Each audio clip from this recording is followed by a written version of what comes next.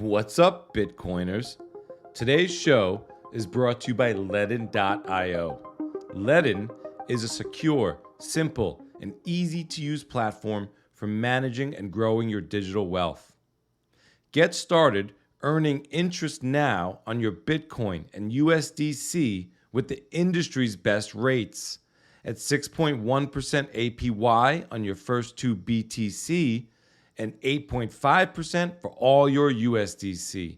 Or use your Bitcoin as collateral with LEDN Loans to get quick access to dollars or double your Bitcoin savings with the popular B2X Loan.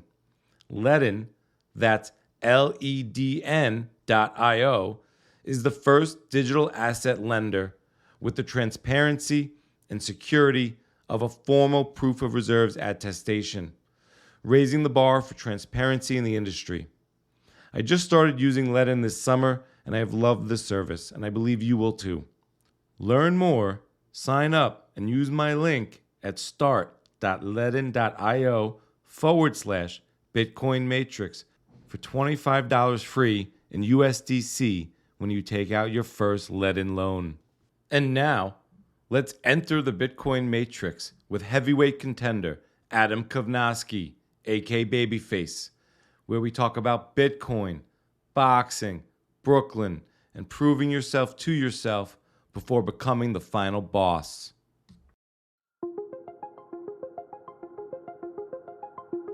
What is real? How do you define real?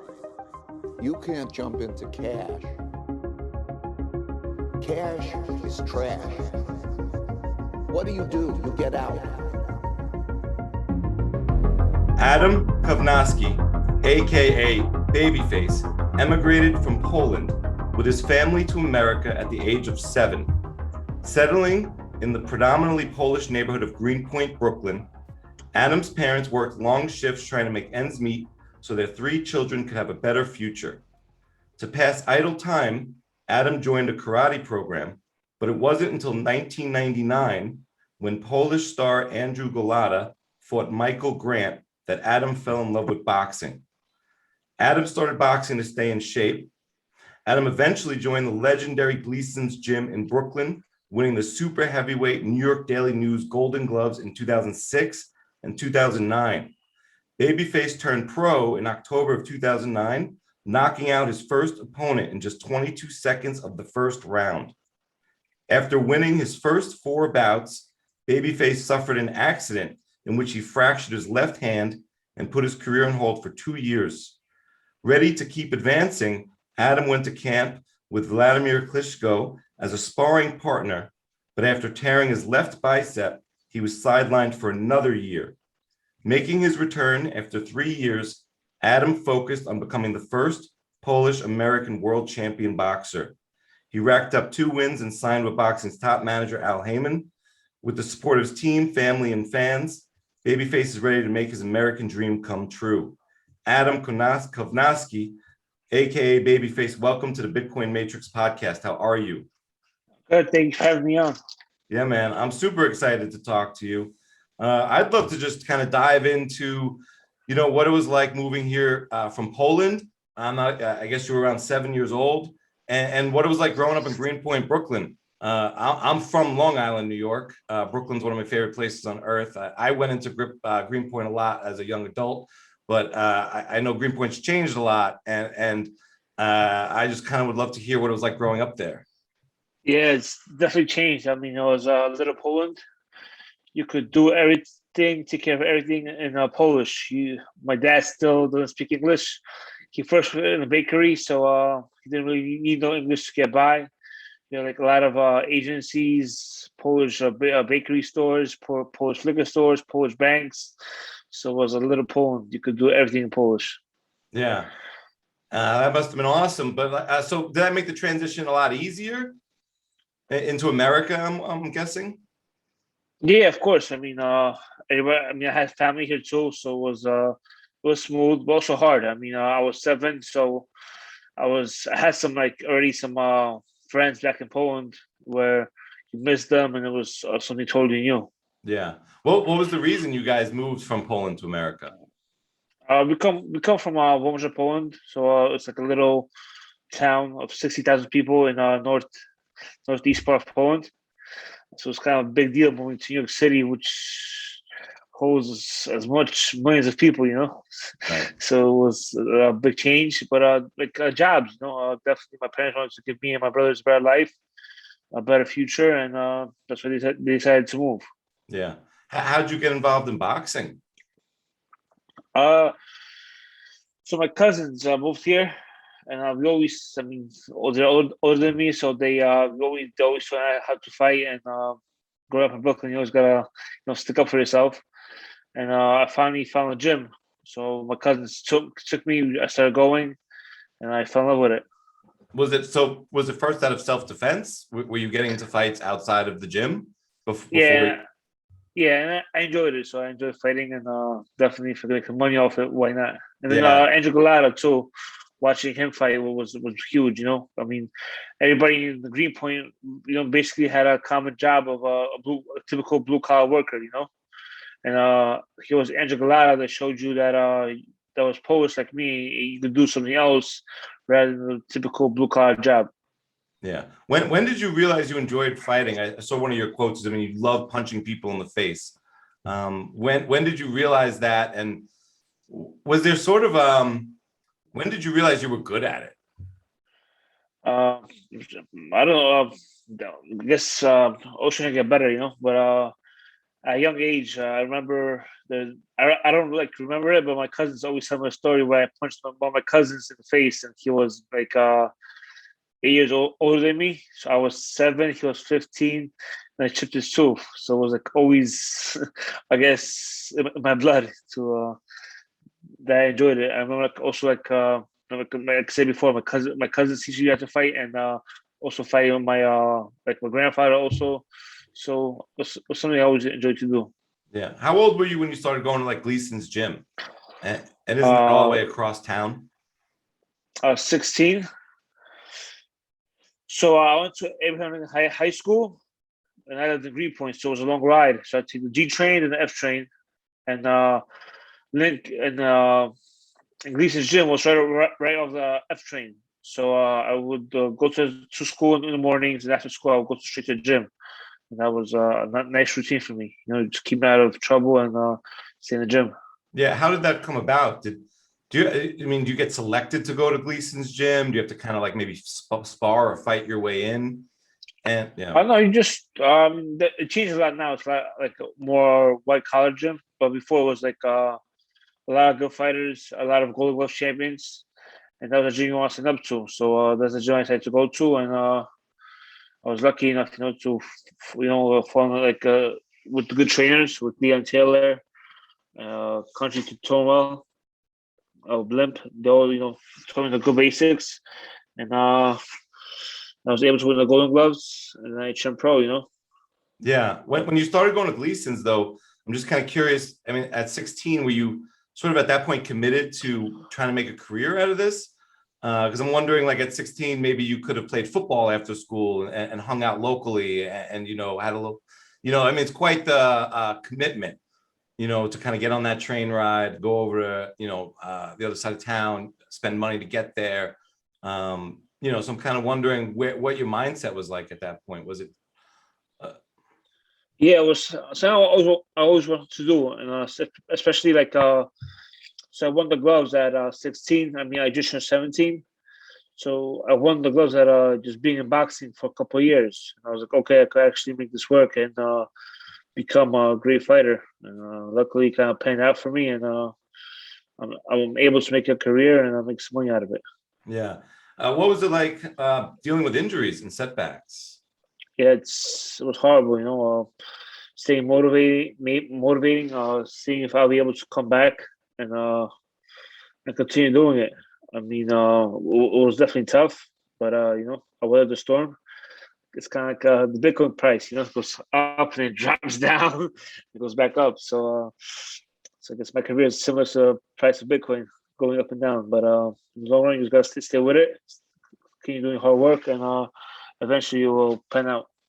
Yeah, I'm kind of curious about is the lifestyle of a boxer very low time preference? I mean, maybe you get to fight once a year or maybe once every other year sometimes. You deal with injuries and setbacks. I know right now you're dealing with, the pandemic setback essentially. Right. How is that for mentally dealing with that? Only getting to maybe, go to Showtime so often, but having to have extended periods of training or just the mindset of staying in the game. It's definitely tough. You got to be headstrong. I mean, the fight was pushed back on several occasions due to a pandemic. And it sucks because we're coming off my first career loss. So it's definitely tough. But now it's supposed to be happening. The rematch happened October 9th. So hopefully I'll get to settle my score, get the win, go back in the win column, and hopefully get a title shot in next year. Yeah, I just watched the fight recently.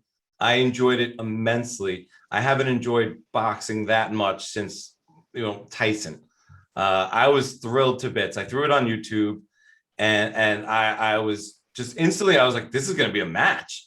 And it was a brawl the whole time. I thoroughly enjoyed it. I thought you were kicking ass the whole time. The announcers were behind you.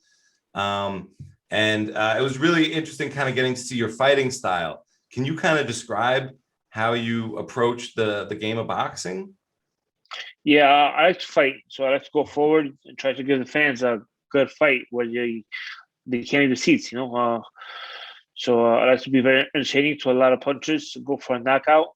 And so the first 20 fights, I was able to make that work. The last fight, I called with a shot coming in. I thought I had him, but he was a good veteran. He was, very composed, and he called me with a shot coming in. And luckily, I was in, in a territory where I never found myself. So instead of taking a step back, recuperating, back at him, and then he called me again and put me on behind. I got up, and then he just threw a lot of punches, and the referee stopped it. So it was definitely a learning experience, just to stay more relaxed and composed. But that's the way I like to fight. Yeah, just throw a lot of shots and try to give the fans the money's worth. Yeah, I was watching. They were saying that you average around like 75 punches around. Yeah. The normal heavyweight average is like 45. Yeah, so me and Chris Ariolo before 2 years ago, and he broke the world record for most punches thrown in a fight. Yeah, so it was a fun night. Yeah, and they were also saying, you're known for having a really solid chin, and for being able to go 12 rounds and punch the whole time.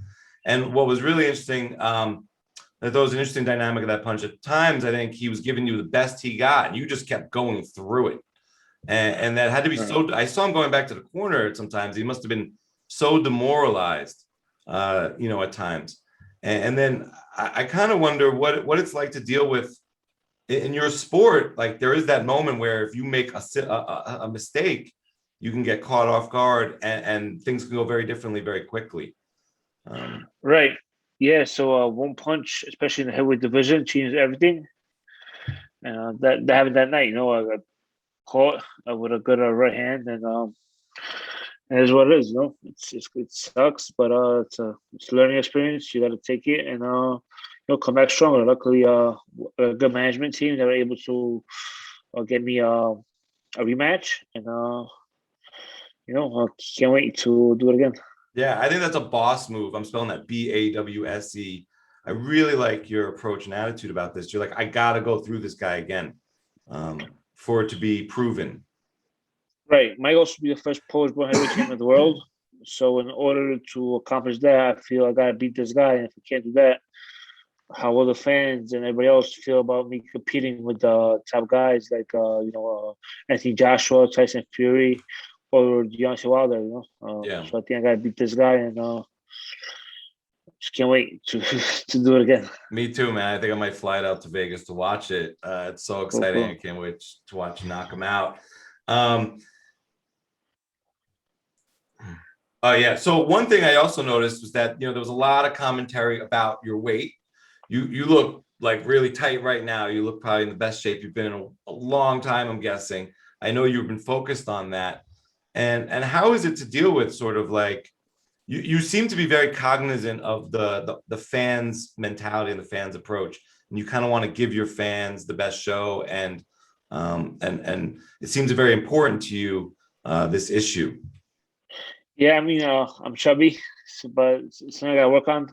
I was always the fat kid, so it's I mean, I work hard. I mean, like with the amount of punch I throw, like the shape is there. It's just I guess I'm built a little bit different. Plus, my diet isn't the best, especially in between fights. Once I have a fight coming up, I really cut out all the unnecessary stuff, the sugars and stuff, and just focus on the lean proteins and then the carbs, just to have energy and Yeah. just to get in the best shape. What is In between fights, I eat really too much bad food. Yeah, and that's part of one of the things that must be really hard about your career and lifestyle is managing, I guess, that in between time. What else is what is your training schedule like in between fights, especially as maybe you ramp up to fight day? So we wake up early, go running, some cardio, eat breakfast, get a couple hours, go to a boxing gym, come back home, eat lunch, relax, and then I'll do some strength work. Strength work, yeah, and that's basically five days a week. Saturday is just the cardio day, and Sunday's off. Right. Yeah. And what kind of period is that for? Is that like 2 months? Is that 3 months? Is that 9 or 12 months? I mean, yeah, this past year it was probably like nonstop because the fight kept getting pushed back. So I've been doing it for a while.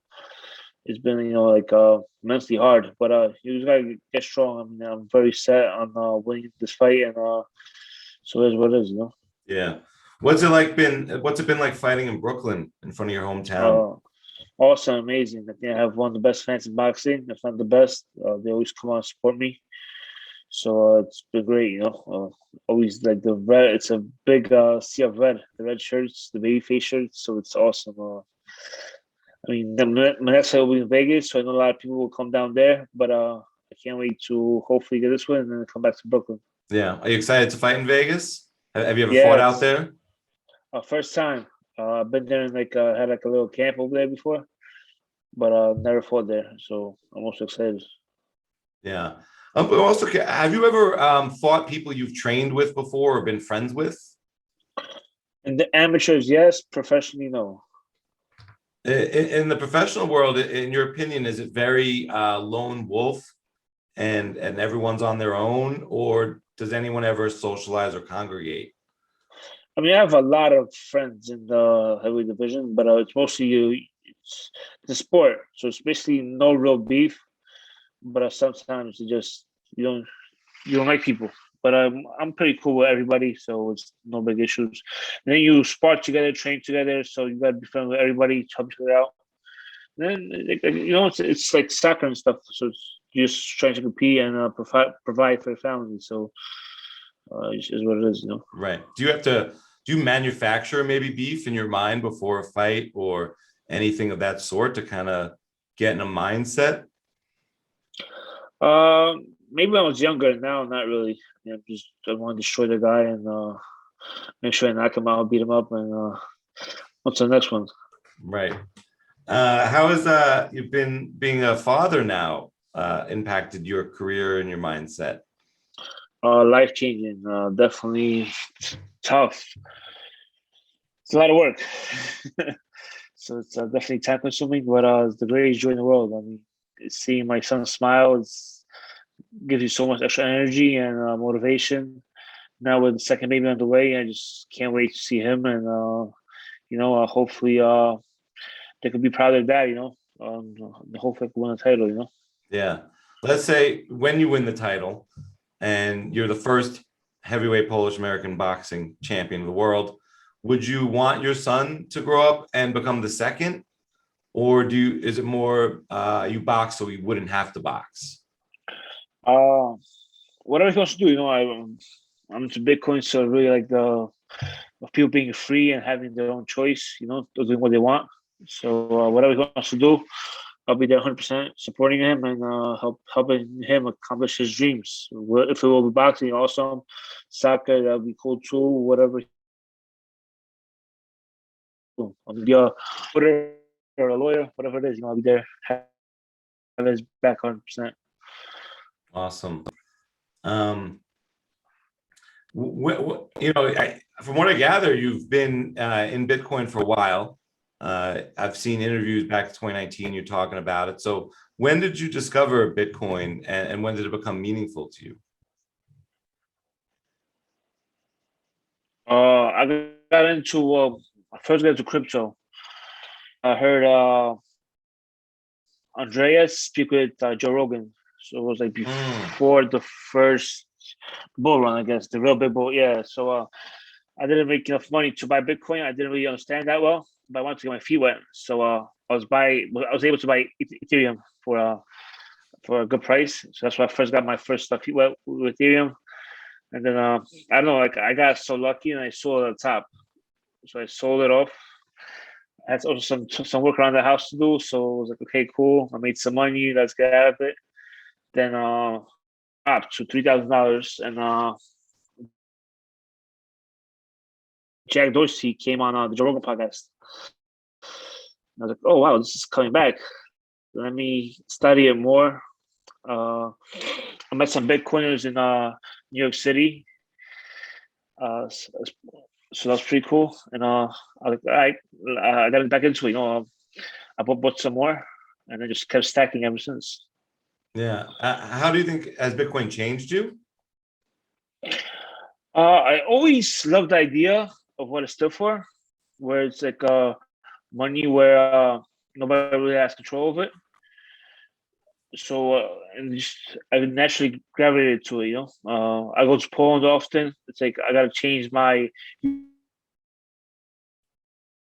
to put the Polish zloty, which is a headache. Why can't they be like one currency? I mean, just like the idea of it. And then like with everybody printing so much money, I think it just the whole mindset behind what it stands for is pretty cool. It's only 21 million.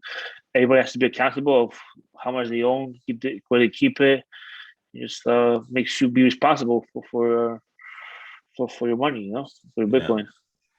Do you think being a boxer influences how you think about money in terms of one,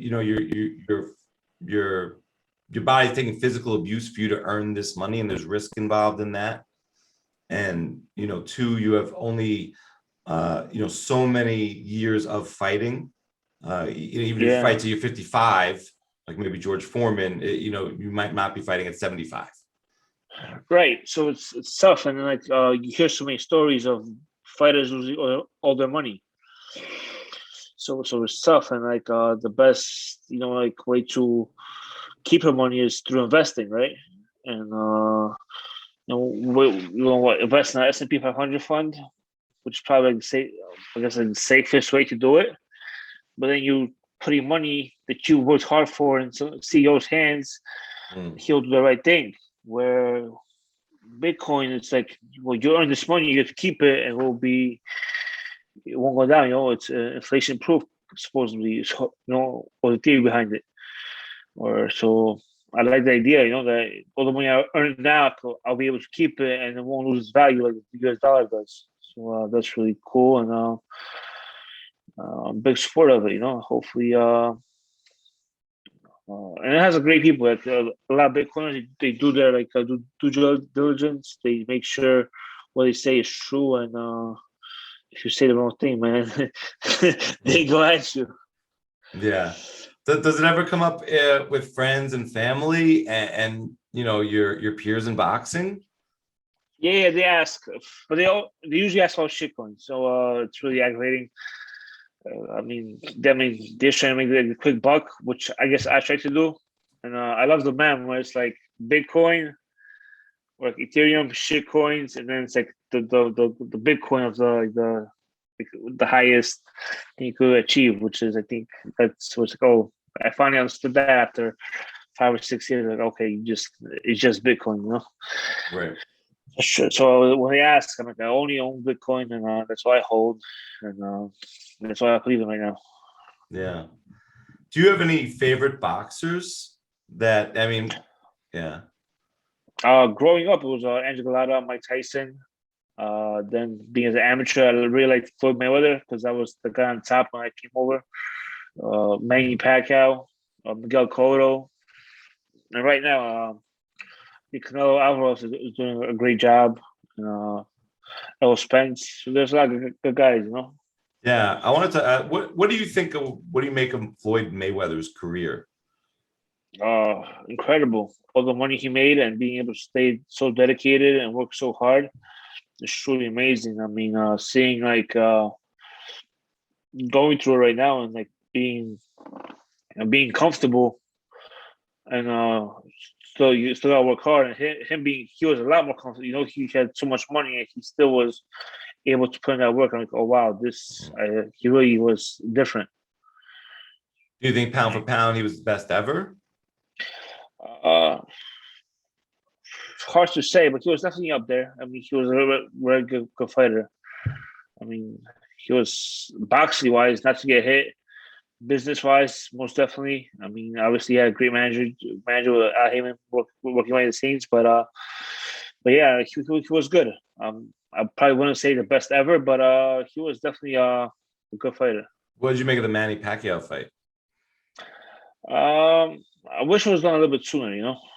Yeah, me too. I think there was, so like the injury was a little bit the shoulder, right? So yeah, some question marks, but he won, you know. So it is what it is. Yeah, it is what it is. But it's kind of like from that point on, and even with some of the, what do you think of the YouTube fighters now? And even Floyd fighting, say, Conor McGregor or something like that.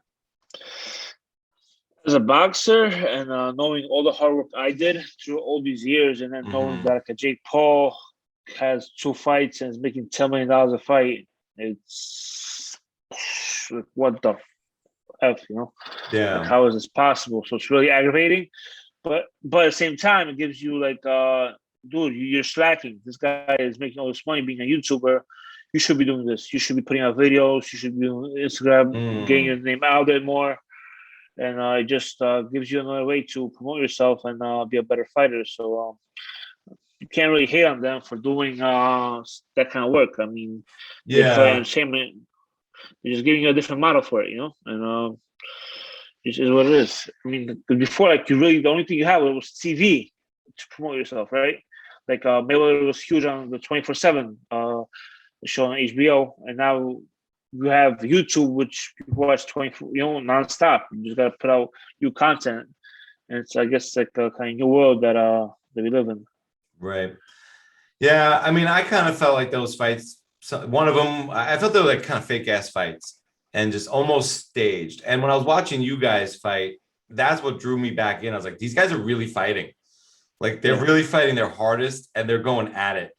And, from the Floyd fight with the timing with Manny and the shoulder, and it just seemed like his whole career, I shouldn't say his whole career because I didn't study his whole career, but it seemed like a lot of the career that I was aware of, it just seemed like he was always skirting the toughest fight, or there was never the toughest opponent for him. And I don't want to talk about Floyd, but just more like, it's very interesting. Even when I stopped watching boxing kind of after Tyson, it was around when M&A really became popular. And I wasn't into the early M&A, and I'm not a big M&A guy now, but it seems like that's taken a lot of the place of the sexiness of boxing. And I'm kind of curious what you think of the M&A and the future of boxing in relation to maybe M&A. Will it ever be sort of as big as it was maybe 10, 15, 20, 30, 40 years ago? It's 2 different sports, right? So you have so it's one's boxing, one's mixed martial arts. So it's 2 different stuff. Definitely, I have a lot of friends that in MMA, so it's tough sport, but it's apples and oranges. It's two different. Totally. It kind of like Lingos is both fighting, but it has different different fans, and then everybody will choose. I put in a free market, whoever you like doing, and then like Jake Paul, even though these YouTuber guys, they show you that boxing is still the place where you can make the most money, and it's not really run by one company. Where like in the MMA, you only have the UFC, right? Being like the biggest guy out there, and that's where everybody fights. When boxing, it's more of you. You are the product. You are the promoter. Like you're the fighter.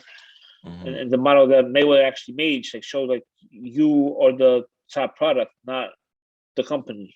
Like you are the company, which is cool, you know. And I like that aspect of boxing a lot more. But I think if great fights get made, I mean, it would draw boxing back to Right, I to the agree. top. Yeah. I think one, yeah. It's interesting. I mean, just through Bitcoin, I've been exposed to like yourself, and I got really excited about boxing again. And I think, you know, I started thinking a little bit more about how boxing is very strategic, and it's two guys going at it in a very different way than MMA, and you know, yeah, they're completely different sports. Do you ever toss around the idea of one day competing in MMA? No way. I'm like 0-22 against my friends that wrestle, and they're like 155 pounds. So like half my size, and they always choke me out. So it's a different sport. Do you ever learn from them things that would help you in boxing, even though they're very different sports? More kickboxing stuff, like the way they move and stuff, like the clinches and stuff. We practice that sometimes. Um, but that's about it. The clinches like inside and stuff, definitely like the way you move your hips. So yeah, here and there you could definitely pick up a thing or two. Yeah. One thing I noticed when you were, you know, going at it with Hellacious, and you guys were being close, and there was a lot of times where you would just be throwing a lot of body punches, and sometimes, you know, I was wondering, like, you know, how much wear and tear is that putting on a boxer? I mean, I'm sure you've taken a lot of these body punches. You know, how much does that add up? Yeah, it's putting money in the bank. You know, round after round after round after round. And definitely, like towards the end, it takes a lot of you. You know, those punches add up, and you. I think he was very tired, like towards the fourth round. I thought I had him, you know, but obviously had like a little bit left, and but it was catching up. You know, like the body shots were definitely doing their part, and I got him tired. So I'll definitely try to go back to his body in the rematch. Do you live to be in the ring? You know, in terms of like, I played sports. The sports, you know, it's like game time. It's super exciting, and I really, it just boggles my mind that boxers only get to go into game time maybe every 3 months, maybe every 6 months. Right. Yeah, it's definitely different, but it's tough though. So like, even like the NFL, you have what 16 games, 16 weeks, so it's 4 months, right? 5 maybe. But so it's a lot. But like we also spar a lot. So I spar 3 times a week, like before a fight. So it's a lot of sparring rounds. We do maybe like 160 rounds sparring. So it's like fighting 10 times throughout the last 12 weeks. So it's definitely it's a lot. It's a lot of punishment. Do you enjoy the sparring almost as much as game time and the live fights? Yeah, but the live fights are totally different. You know, you get the fans, the atmosphere. It's definitely much more exciting. Before the fight, are you dealing with a lot of distractions? Is it? I mean, maybe you're just like, I ain't gonna deal with that, or is there a lot going on? I mean, notice there's celebrities in the audience. It's on ESPN. Yeah. I mean, this is big time. Right. Yeah. So last fight definitely. I mean, I think I was a lot more focused on a lot of stuff outside the ring than being in the ring and taking care of doing my job. I was a big favorite. Also had a lot of new responsibilities with the newborn. It's like a lot of new stuff just added up, and then and he just called me a good shot. So it kind of sucks, but it's a learning experience. You know what I mean? That's why we live to learn, make sure we don't repeat those mistakes. And I'm just glad that I was able to get the rematch. Yeah. What's it like when you enter the ring, and what's going through your mind maybe between rounds? You're just focused. You know, I mean, it's like a matrix. It's just going on. You don't really you're in a trance. You know, you're in the zone. Mm-hmm. You just go with the flow. Right. Is there? Are there different kind of between rounds kind of experiences where depending on where you are in the fight, maybe your mindset's different? I just noticed like with the other guy with Helenius, like it looked like between rounds he looked defeated, and I was like worried about him between rounds. He didn't look like he was in a positive state of mind. But I'm kind of curious. I'm not talking about that fight in particular, but like, are some rounds where you're thinking a lot about strategies in between rounds, or sometimes you're like you're saying you're just in a trance? Is some rounds are you thinking like, oh, I want to catch my breath? Yeah, so definitely it's like you use your cornerman and see usually like, they see a better view because you're from the outside. Like yo, Adam, he drops his hand, so or you're falling in a little bit too much, which I did. So use a double jab coming up to close the distance a little bit, and they give you these little pointers that you got to make sure you do it in the following round. Right. What? I remember I had a fight with Charles Martin, and I was winning the whole fight. And like in the 7th, 8th round, just kind of like started spacing out and stuff. And my trainer was like, "Yo, Adam, wake up!" Like, he yelled at me. Yeah, he yelled at me. Like, yo, get the fuck out! Like, stay focused. You have 2 rounds left. You're losing the fight right now. I mean, you win the fight, but you lost the last 2 rounds. Like, you know, I was able to come back in the 9th to 10th round. I got the win, but like he has like snapped you out of it. How long has he been your cornerman? Good for 6 years. Yeah. What's that relationship like? Oh, it's great. I mean, Keith Trimble is probably one of the best trainers, underrated trainers in boxing. I feel he's like a really solid dude. Yeah.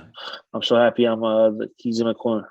Yeah, you seem to have the best team behind you from, the Heyman and the ability to get, the fights you're asking for and for them to kind of back you on that. And then you got the best corner guy and the best trainer. It's really interesting. How much is boxing like a team sport from that respect? I mean, I would put it all on the individual, but, better coaching helps.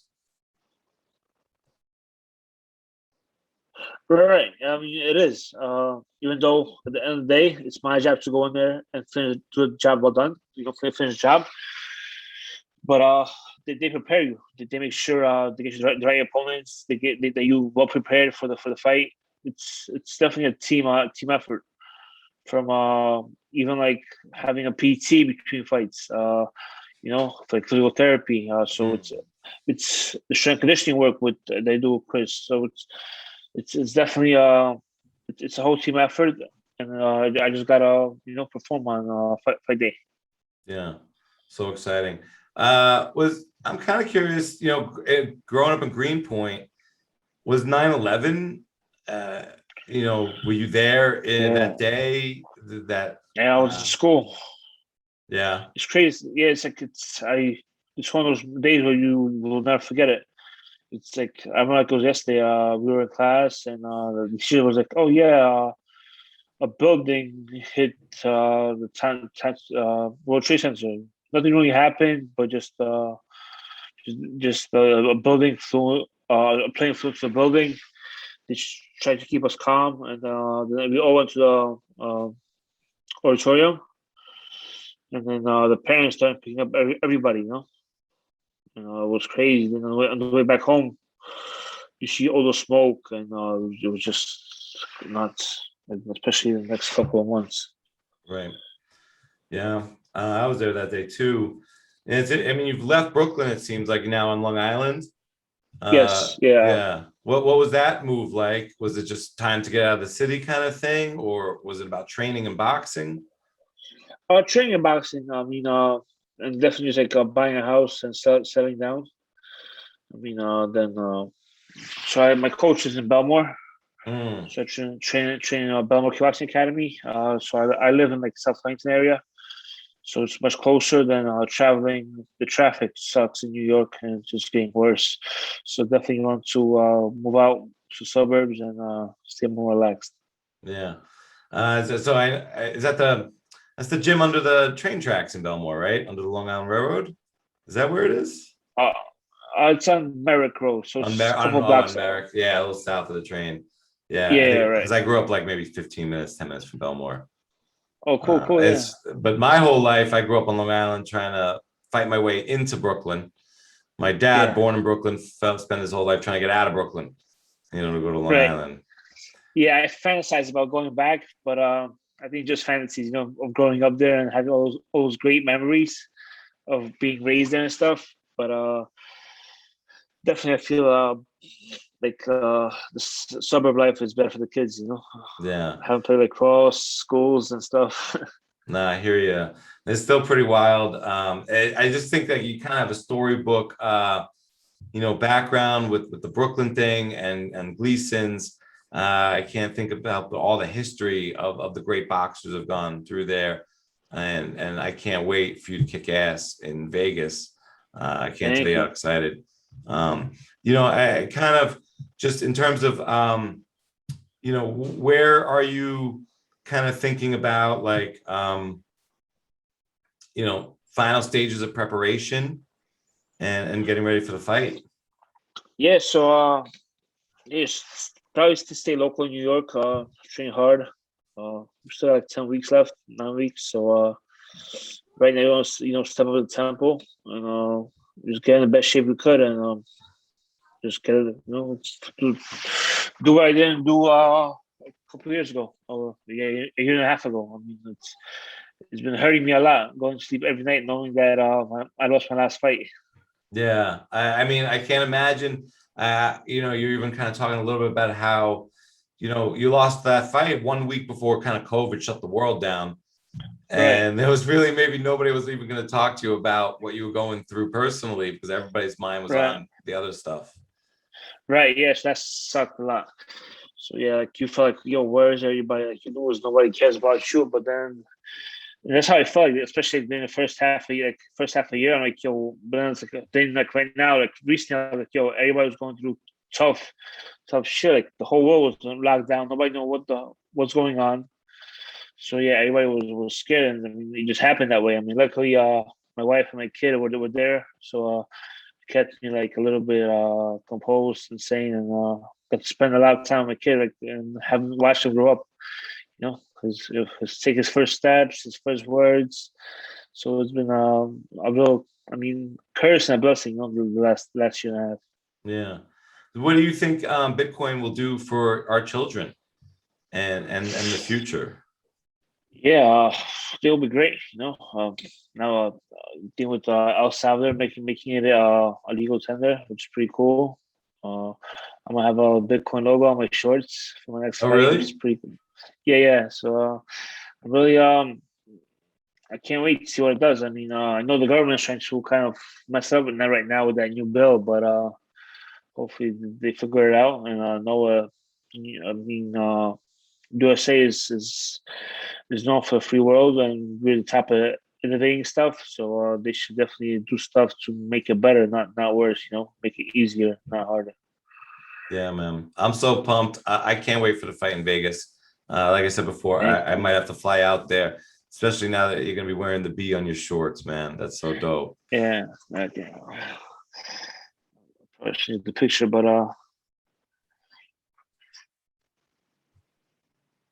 yeah, it's pretty cool. I mean, definitely. And then like what we could do as fighters, to there's like I remember I got like a lot of like tipping, right? There was like a tipping for LEDN network, right? So it was pretty cool. Like see if we like instead of like actually having